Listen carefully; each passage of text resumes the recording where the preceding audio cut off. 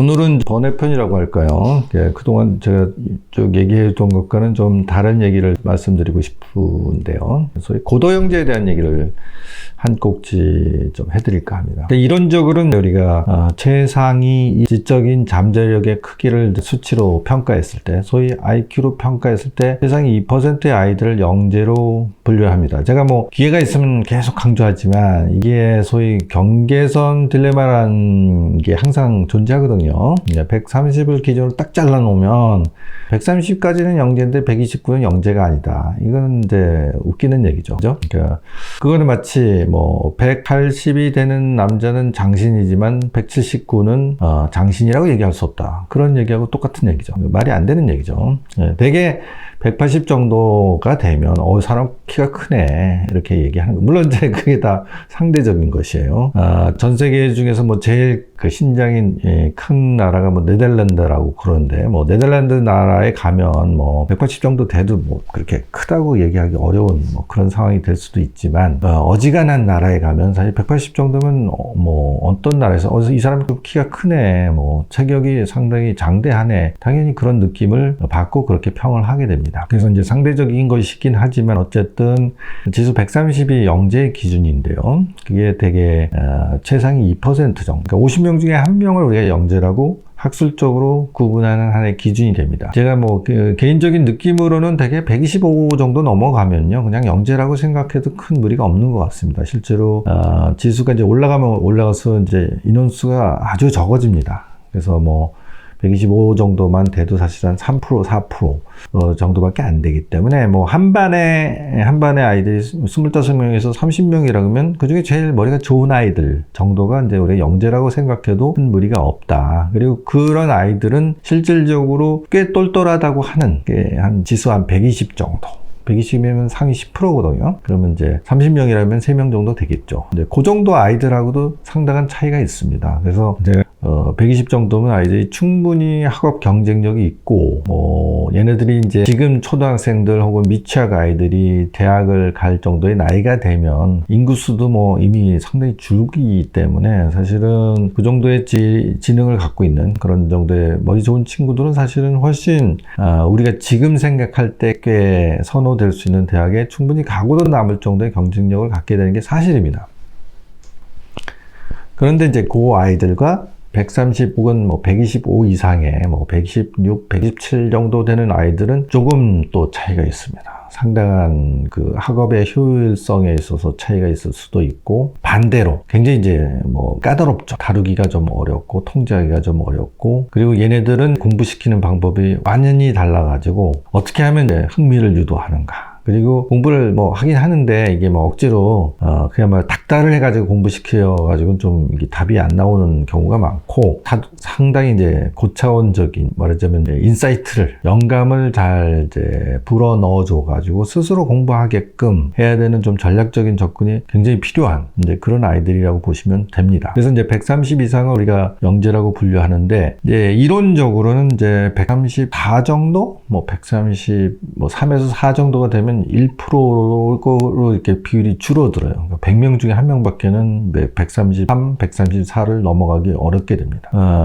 그렇게 평가를 받으려면 사실은 또 130 가고 133 정도의 아이들도 지능검사상에서는 꽤 갭이 있습니다. 이게 상당히 어려워하는 문제를 넘어서야만 이제 그 정도 1% 지표를 나타낼 수 있는 그런 이제 지표로 평가가 될 수 있습니다. 하지만 사실은 130 넘는 아이들은요, 잘 그렇게 함부로 뭐 130보다는 133이 더 똑똑해 이렇게 얘기할 수 없어요. 왜냐하면 지능검사가 갖고 있는 특성상 사실 몇 문제 차이가 안 납니다. 검사를 실시해 보다 보면 얘는 이거 굉장히 쉽게 푸는데, 얘는 이렇게 꽤 어려운 문제도 정말 푸네, 뭐 이제 그런 것들을 느낄 수 있기 때문에 차이가 있는 건 사실이지만, 130이 넘는 아이들은 다각적인, 이제 소검사가 되게 많다고 제가 말씀드렸잖아요. 그러니까 다각적으로 평가하게 돼 있는데, 모든 소검사를 다 일률적으로 한 아이가 다른 아이보다 훨씬 다 잘하고, 그런 경우는 없습니다.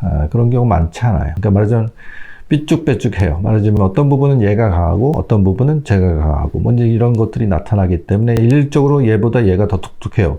이렇게 얘기하기 어렵습니다. 그래서 함부로 130이 넘는 아이들을 줄을 세워서는 안 된다. 이런 것들이 지능 전문학자들의 또 견해이기도 합니다. 그리고 성장하면서 130이 넘는 지표들은 오르락내리락 할 수 있는 게 사실이에요. 물론 어느 정도 나이가 되면 되게 뭐 18살, 19살 정도 되면 거의 지표들이 고정이 되거든요. 그래서 쉽게 어느 정도는 이제 얘가 얘보다는 좀 더 경쟁력이 있겠구나 이런 것들을 평가할 수는 있겠으나 사실 그게 다는 아닌 것이죠. 뭐 예를 들어서 학업 성취도라든가 아니면 대학 입시 경쟁력이라는 것이 반드시 그것만 가지고 결정되는 것은 아니기 때문에 얘가 어떤 분야에 좀 더 잘 포커싱이 돼 있어 가지고 준비를 잘 갖추면 뭐 지능 지수는 다소 뭐 차이가 있다 하더라도 뭐 극복할 수 있는 부분도 있고 그렇습니다. 그래서 130이 넘는 아이들은 같은 나이로 취급해야 됩니다. 뭐 이런 이제 견해를 가지고 있는 학자들이 많은데요. 또 저처럼 이제 실제로 지능 검사를 많이 실시하다 보면 130대, 140대, 150대 아이들은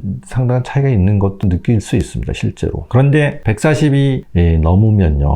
0.4% 정도 지표였거든요. 그러니까 0.4%면요. 250명 중에 하나밖에 안 되는 것이고요. 이제 145가 넘으면 이제 0.1%라고 그래요. 1000명 중에 한 명밖에 발생하지 않는다. 이제 그렇게 통계적으로 볼 수 있거든요. 그래서 140대가 넘는 아이들은 실제로 이제 전체 인구에 비해서는 상당히 숫자가 확연히 줄어듭니다. 그리고 그런 아이들은 조금은 또 130대 아이들하고 좀 차이가 있긴 있어요. 그러니까 말하자면 좀 더 고루고루 발달되어 있달까? 뭐 이런 특성들이 좀 나타납니다. 그리고 이제 저희 사무실에서는 이제 150이 넘는 아이들도 심심치 않게 볼 수 있는데, 그거는 어떻게 보면 이제 저희 사무실이나 제가 아주 독특하게 경험할 수 있는 특별한 경험이라고 할 수 있습니다. 그 150이 넘는 아이들 진짜 쉽지 않은 거거든요.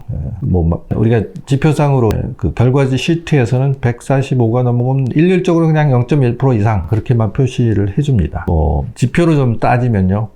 지표를 이제 절대적인 숫자라고 우리가 이해를 하게 되면요. 사실 150 정도 넘어가면 0.1%가 아니죠. 0.0 몇 프로 뭐 이렇게까지 이제 지표가 되긴 되는데 제가 뭐 앞에서도 누누이 강조했듯이 130이 넘는 아이들은 그러니까 2%가 넘는 아이들은 그냥 치만 가지고 단순 평가할 수는 없습니다.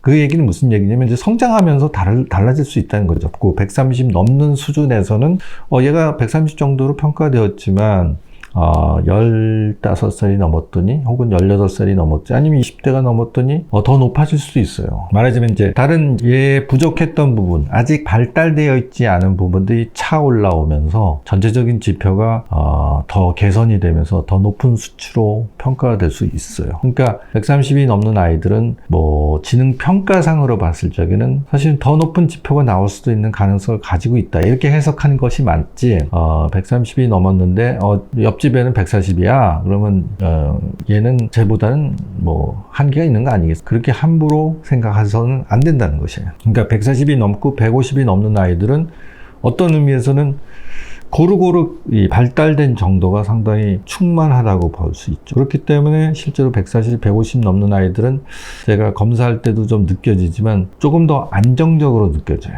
그리고 좀 더 성숙해 있다. 그런 느낌이 듭니다. 그러니까 아이가 굉장히 영민하고 액티브하고 호기심도 강하고 그렇긴 하지만 130대의 아이들 혹은 뭐 120대 후반의 아이들에 비해서는 자기 통제력이 조금 더 있는 경우가 있습니다. 그러니까 말하자면 이제 얘가 몸은 어린아이지만 벌써 상당히 어른스러움이 스며들어 있다. 뭐 이런 느낌이 드는 것이죠. 자, 그렇게 되면 예를 들어서 아주 개구장이고 통제가 잘 안 되고 말 안 듣는 이런 영재 아이들의 부모 입장에서 얼마나 부럽겠어요.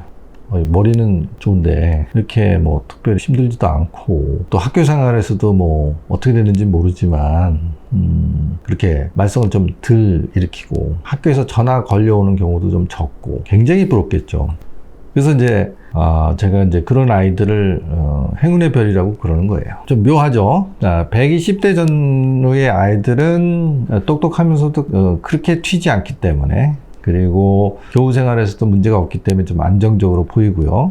그게 이제 점점 올라가서 한 120대 후반서부터 130대 아이들은 머리가 좋긴 좋은 것 같은데 좀 통제하기 어렵고 좀 힘든데요. 또 140이 넘으면 머리도 좋지만 안정적이기도 하고 그런 특성이 나타나니까 그야말로 두 가지를 다 겸비한 그런 느낌이 들 거 아닙니까? 굉장히 부럽죠. 근데 절대적인 비율은 높지 않습니다. 140이 넘고 150이 넘는 아이들의 비율은 저 같은 경우는 그런 친구들 많이 만나고 있지만 그런 친구들을 이렇게 가르쳐 보기도 하지만 일률적으로 다 그렇지도 않아요. 140, 150 넘는다고 애들이 다 얌전하고 정말 성숙하고 그런 건 아니에요. 140이 150 이렇게 막 그런 수치가 나오는데도 불구하고 더 힘든 아이들도 있어요. 희한하죠. 그러면 어떤 아이들이 그렇고 어떤 아이들이 저렇냐 이런 것들을 사실 일률적으로 말하기도 어렵습니다. 그런 거에 관련된 학술적인 말하자면 그 자료도 사실 드물어요. 일단 그런 인구가 되게 희소하기 때문에 그 아이들이 갖고 있는 특성을 면밀하게 장기 추적 연구를 통해서 만들어 놓은 이제 학술적인 자료도 이제 굉장히 드물거니와 있다 하더라도 이제 그런 연구를 하는 게 되게 어렵기 때문에 실제로 자료가 많지도 않고 또 아주 오래된 자료이거나 그런 경우도 많습니다. 그래서 제가 그런 여력이 된다면 이런 이제 소위 고도영재라고 할 수 있는 145 혹은 140만 넘어도 고도영재라고 우리가 얘기할 수도 있을 것 같은데 이제 그런 아이들에 대한 행태를 전문적으로 학술적으로 이제 연구하는 그런 것도 언젠가는 누군가가 해야 되지 않을까 하는 생각을 하고 어쩌면 나 아니면 하기 어려운 게 아닐까 그런 생각이 들 때도 있지만 그게 중요한 것은 아니라고 봐요. 제 입장에서는 사실은 지수가 한 120 정도만 넘어도 아이들이 굉장히 그 잠재력이 크고 우수하고 많은 성취를 할 수 있음에도 불구하고 어떤 의미에서는 상당히 개발이 잘 안 되고 있는 그런 이제 실질적인 현실의 상황이 있기 때문에 그런 아이들을 좀 더 총체적으로 조금 종합적으로 이렇게 도와줄 수 있는 어떤 프로그램이나 어떤 제도나 이런 것들이 정착되는 쪽으로 저는 사실은 좀 더 포커싱을 하고 싶지 그런 아주 이미 지수도 굉장히 높지만 안정적으로 갈 수 있는 애들을 뽑아서 그런 아이들만 골라내서 걔네들하고만 어떻게 뭔가 새로운 영역을 만들고 싶다. 그건 좀 이기적이지 않을까? 그런 이제 제 나름대로 딜레마가 있습니다. 탐은 나죠. 네, 그런 아이들이라면 사실은 잘 우리가 개발을 시켜준다면 정말 텔레비에 나올 법한 혹은 무슨 기네스북에 올라갈 만한 그런 인재를 만들 수 있지 않을까 하는 그런 욕심이 날 수 있겠지만 어떤 의미에서는 이제 그런 친구들은 사실은 부모님들이 그 아이들이 갖고 있는 그런 엄청난 잠재력을 잘 인지하시고 잘 도와주면 사실은 특별한 서비스 없이도 자기의 영역을 개척할 수 있는 아이들이라고 볼 수도 있거든요. 그리고 그 중간 영역에 있는 말하자면 이제 120대 후반에서 130대 이런 아이들이 겪고 있는 그런 혼란과 어려움 이거는 우리가 생각하는 것보다 굉장히 크고 깊기 때문에 그런 사람들을 도와줄 수 있는 그런 노력이 좀 더 체계적으로 이루어져야 되지 않느냐 하는 그런 고민을 하는 것입니다. 그래서 그런 고민을 우리 센터의 가족들과 함께 지속적으로 해나가고 또 이런 문제에 대해서 조금 더 많은 이제 경험 혹은 이런 친구들한테 적합한 프로그램을 계속 확충시키고 확대시키고 결과적으로는 제도권 교육 내에서도 당연히 받아들여져서 이런 아이들이 고통당하지 않도록 아니면 그들의 그 귀중한 잠재력을 사장시키지 않도록 혹은 불필요한 갈등을 일으켜가지고 학교 현장에서 여러 가지 잡음이 일어나지 않도록 하는 그런 장치들이랄까? 최소한의 어떤, 문제가 생겼을 때 이런 것들을 최소화할 수 있는, 수습할 수 있는 그런 것들이 좀 체계적으로 만들어지는 것들이 중요한 것이다. 그렇게 생각합니다.